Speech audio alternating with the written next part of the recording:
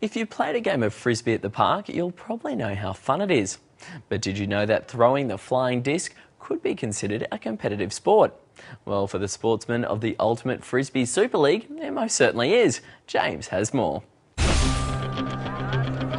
They're warriors of the field. They're the fastest, smartest and most agile of players. But hang on a sec, aren't they playing frisbee?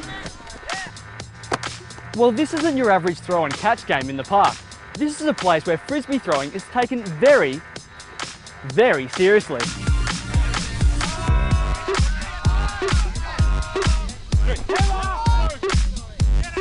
Ultimate Frisbee is an international game that's become more and more popular over the years.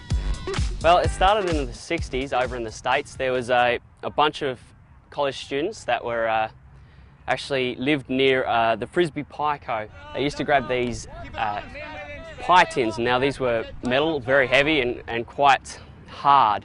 They used to play in a gravel car park, and the game was whoever turned up, catch in the end zone and go home when it got dark. The game's fast and free-flowing, and it's combined a whole heap of different sports to create a super game. It blends parts of netball, American football, and rugby. It's played between two sides of 7 players, and the basic aim is for the team with the frisbee to pass it up the field, till they finally pass it to a teammate in the end zone and score. Like in netball, players aren't allowed to run with the ball. Instead, they have to use lots of different throws to reach their teammate without being intercepted.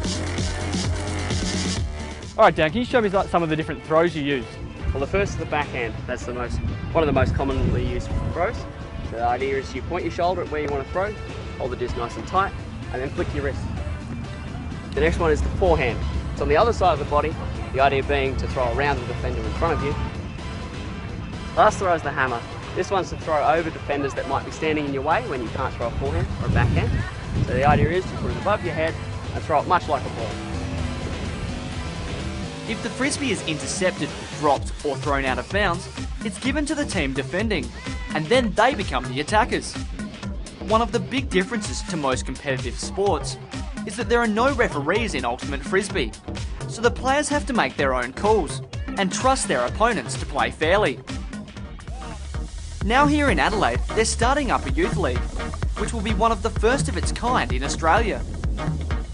It's an opportunity for kids over 12 to come out and get some coaching from the best players in the state. But across Australia, there are many ways to get out and play Ultimate Frisbee.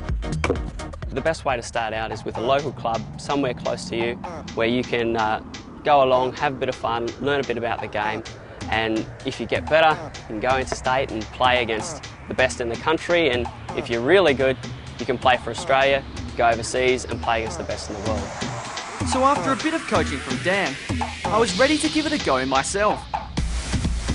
I was straight into the action, but my first throw didn't work out so well, giving the other side an easy interception.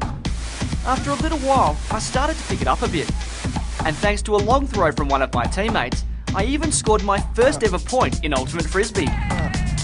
And with all the fun I had out there, I think I might have found my new favourite sport.